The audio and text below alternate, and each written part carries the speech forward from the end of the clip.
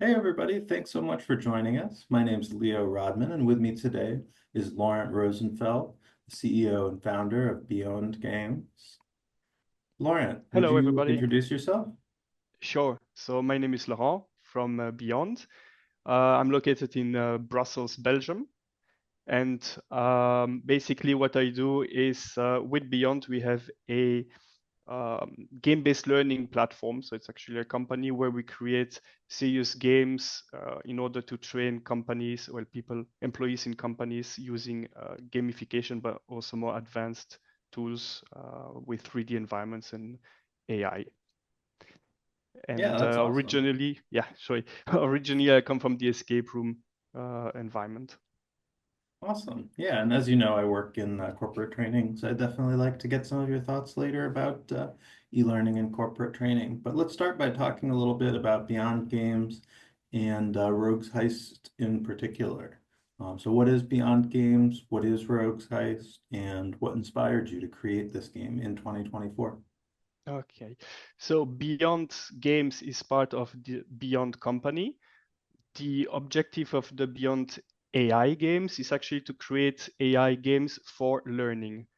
The main idea was actually to say that today most of online e-learning modules can be quite boring, linear, not that interesting. Of course, you have companies do use gamification to improve it, but as you see overall, it's a bit a shame that we can't do something more immersive and interesting. So the objective with Beyond AI games is to use AI and other new technologies that are easily accessible in order to improve that. And the idea was to start with Rogue Heist, which is a game that is completely made using generative AI. So we don't have any coding. And the first objective was actually to find out what can be done with AI. So it's learning by doing.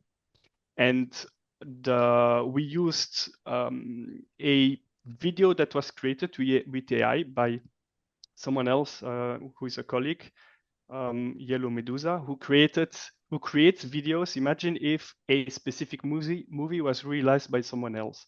So this movie was what if Star Wars was realized by Guy Ritchie, which completely changes the whole atmosphere. So the idea was to use this as a premise to create a game which is a spoof of Star Wars, but basically changes completely. And the difficulty was to use only AI, everything done with AI, and to see how far we can go with that in order to create a model that can then be used by other people that would like to create this type of AI games. And more specifically for e-learning, how the traditional e-learning can apply what we've learned by doing that game. Okay, that's awesome. Do you have time to show us a little bit of the game mechanics? Yeah, definitely. So hold on, I will share my screen. Up, share. Do you see it? Yeah. Okay. So the game itself is made like a role-playing game where you have different decision-making actions to take. So it's more like you're the hero type of story with a lot of branching. So basically, each branch that you take will guide you to another branch in the story. So this is actually the platform that we're using, and here you have I would say, the starting of the plot, and there's much more than that. We expect a few hundreds of different videos. So how the game actually works, the basis of the game is we create AI videos, and then based on your decision, you will continue your quest. Of course, some decisions will be positive and you will evolve in the right way. Other decisions will be negative, and well, you can end up dying also. The I would say the start of the quest is where you meet Uncle Toby. Uncle Toby is a little bit like our Obi-Wan Kenobi. What I will show you now are like the old videos, because with AI evolving that fast, now with Gen 3, we can use much more emotions and things like that. So the videos, we decided to hide them, not to show them the final version, but here you can see a little bit how it works. I will just launch that one. So I will just reduce the audio, otherwise I don't hear myself. So here you have Obi-Wan Kenobi, Uncle Toby, basically, who is coaching you because you, Sunshine, you got your hand cut. We don't say why, that's not that important. And you want to get revenge against your daddy, Daddy Vader. And in order to do that, you have to gain some skills. So basically you have the lightsaber, the shooting, and the boost. And in order to acquire those skills, you have to get training. So you have to find what Uncle Toby say, mates or mentors that will help you get those skills. Now, in order to get those skills, you have to pass a test. And if you succeed in that test, you will be able to use that skill afterwards in the game. If you fail, it means you have to continue the game without the skill. It's a little bit, and that's what interests us in the e-learning part, is that instead of having something linear where you have a few videos and then a quiz, and if you fail the quiz, you just loop till you succeed the quiz. Here, what happens is if you fail the quiz, you continue your learning path, except that you will start finding out what's the impact of the fact that you failed a specific quiz. So you have those three powers. You have money because, of course, with Guy Ritchie, nothing is free. And then you have a map where you can meet the different characters. And when you click on one of those characters, you will go and meet that specific person. So for example, here you have the Mongolian, which is like our Mandalorians with a totally different story. And that person will help you learn how to shoot, for example. Okay. So in between those videos with explanations, you will have a lot of cutscenes created with AI in order to boost the story. It's like a movie game, so you really are in the movie. And then you have different mini games. Those mini games have been designed with AI and Rive. I don't know if you know about Rive. Rive is a new amazing application. I call it like the new Flash in HTML5. And you can create normally animations, but in our case, we use it to create games without any coding. So for example, one of the games, I will reduce the volume. Well, one of the games,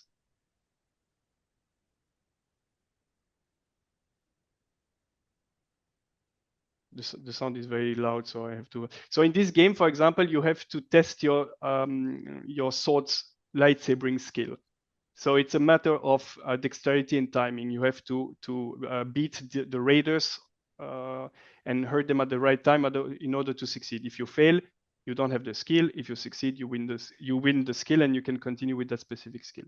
Another game, for example, is about a spaceship that you have to bring up and again click at the right moment. If you succeed, it goes up. If you fail, it goes down. So you have different games, mini games like that are integrated, and depending on your decisions, you will access some of those trainings, and in some other cases, you won't even be needing them because you can negotiate.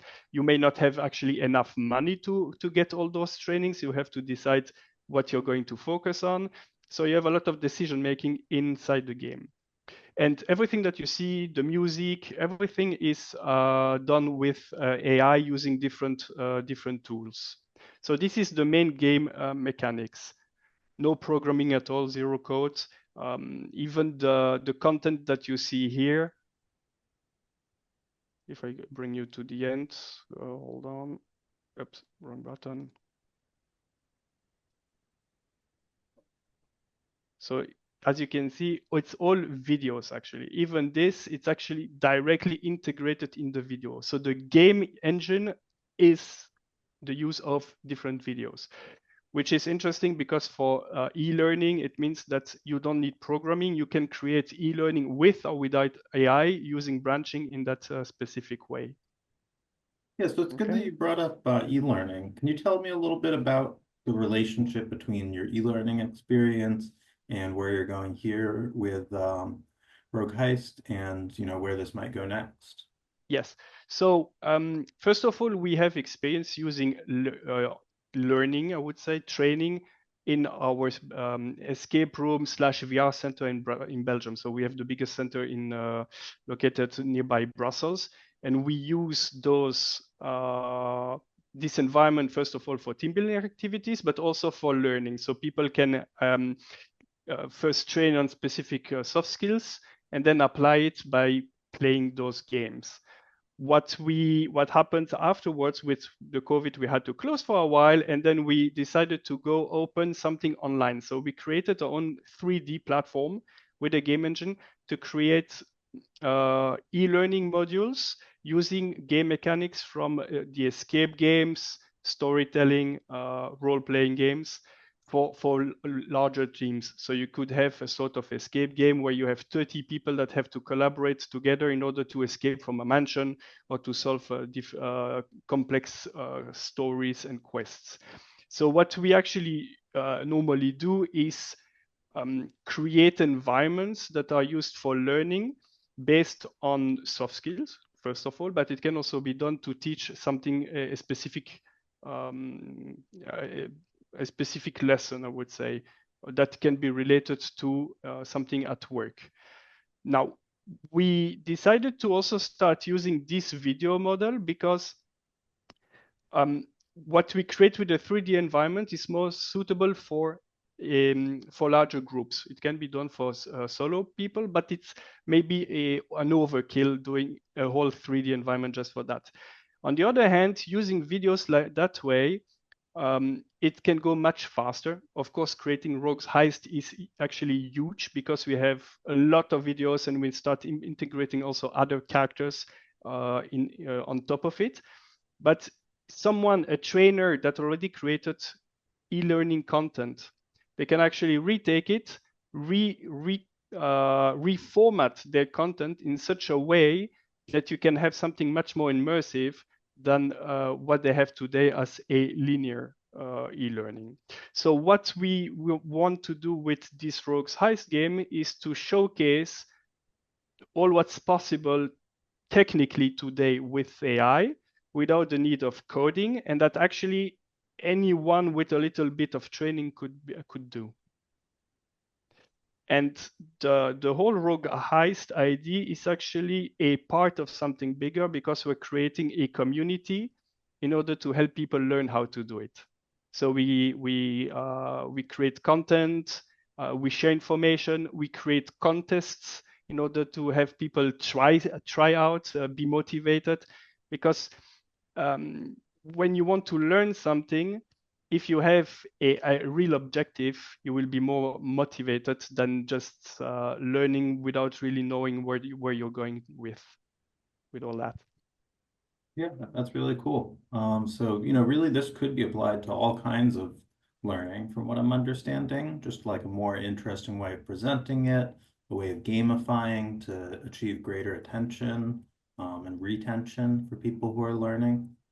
Totally. Um, An example, you can, because you can use it on computers, mobile phone, smartphones, tablets. What you can create is also learning modules that do not necessitate any texts. I've been told, for example, that in the United States, you have a lot of larger companies that employ people that have reading difficulties. So in order to have them train, you can recreate, especially with AI today, you can recreate environment you can put them into the moving. So where imagine you're in a building on fire and you have to learn specific actions to take because if you open the door at the wrong time, it can explode or something else. So by creating a movie where you are the hero and they just have to click on different icons to decide what is the next action they're going to take, they can really be immersed in the story. And the advantage with those new technologies is that it's not very expensive to do and not that time consuming either. Now, to go back to the communities you mentioned, you said that like you're training people to do this same kind of thing as part of the community. So people in those communities would learn the skills required to make branching scenarios like this. Is that correct? Yes. So step by step, right now we have a Discord community. and we're actually working on creating a separate community, a sort of Facebook or LinkedIn community, specifically targeting AI games and education. Because right now you don't really have a network for that, so it's a little bit here and there. And the idea is creating different modules, live training, live sessions, in order for people to learn first how to use AI, creating images, creating videos, creating what you see here in the background, and then learn how to use the tool that we have, so that they can create their own games or their own training sessions. That's Now, you really mentioned, the objective. yeah, you mentioned using this in sort of a corporate environment. Do you think this is something that could also be used in like a K through 12, elementary, middle, high school environment for education? Absolutely. Absolutely. And I think that even more so, the best way to learn is by creating or doing. I really believe that the ideal way would be actually to have children or in companies, employees that create their own games. So, for example, they would like to learn more about AI and about creating something like that. They will have a course to learn the different tools and then have to work together like a sort of team building activity where they have to create a game that will teach something to other employees or to the other students. For example, you have a math exercise or a specific theory. They can use AI, they can use branching in order to create a game that the other children will play. They will play and learn, and the others will play learn by creating the content. So that is something that I really believe in. I see it also on myself by working with Rogue Heist. There's so much that I've learned quite rapidly, actually. Very exciting. Now, I understand that you're funded through a Kickstarter campaign. Why did you choose to go that route? Okay, so we're not funded yet through the Kickstarter campaign. So we're going to launch the Kickstarter campaign to get the funds, because basically this is a project that is a little bit outside of the original scope of the Beyond company, Mhm. and it is an experiment. So from one side, we would like to get the funds in order to create the whole community, because you also have it also require budgets, and at the same time the Kickstarter is a way for us to promote the whole project. Okay, and when is that going to be launching? Probably next week or the week after. Oh, that's very exciting. Yeah. So maybe by the time people see this video, it'll already be out. uh, What are some other things you've learned about being a founder from this experience? so being a founder is very exciting and difficult. Depends also a lot on the environment where you're located. From one country to the other, you don't have necessarily the same infrastructure, the same access to financial support. But at the same time, in our case, it's really about the new technologies, because working with, take for instance, Rive. We decided to work with Rive, but finding a Rive expert is extremely difficult today because you have very few people that really know how the tool is used. So you have to start looking for them. So we're working a lot with different freelancers that are expert in their field, so that we can get the best out of it. Now, I would say that starting a company is not the easiest thing to do, but it's definitely very, very interesting, and I love it. So yeah. What are some tips that you might have for people who are thinking of starting their own AI companies? So AI is definitely part of the future. So if you want to start something related to AI, I think it's the right time, because we're really at the beginning, when we see that more and more professionals, even from the movie industry, are starting to get interested. It's definitely the right time. Now, in order to start, I would say the very beginning is to learn how to use those tools. So really take the time to um, learn how to use them, join our community. It's maybe one of the easiest way to do that. And then start working on a few little projects, try to find a few customers first.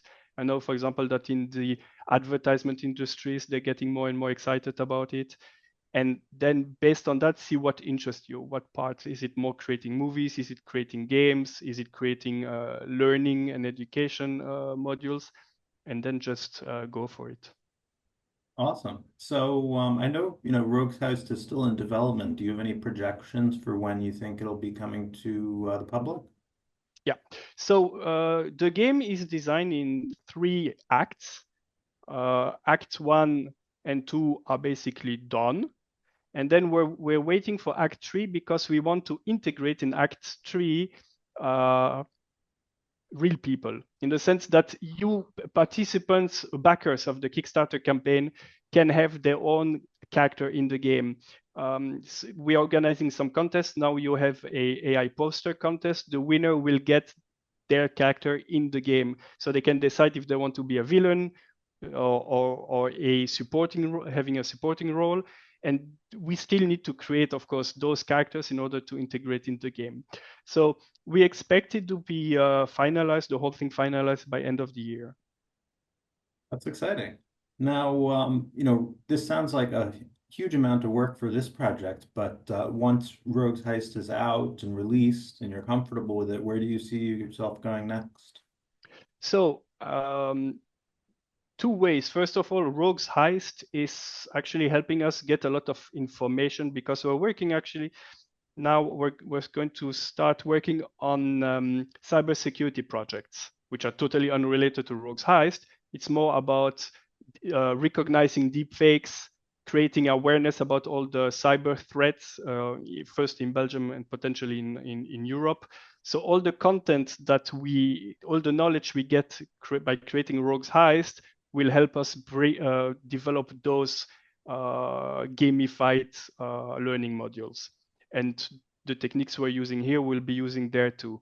So this is a first thing. Secondly, about Rogue's Heist, that would be episode 1, because we already have ideas about creating other stories. Actually, one of the interesting elements is that because I call it a movie game, meaning that the characters are played by AI actors. So for example, Princess Leila is played by Ruby. Ruby is an AI character that will be playing in other roles.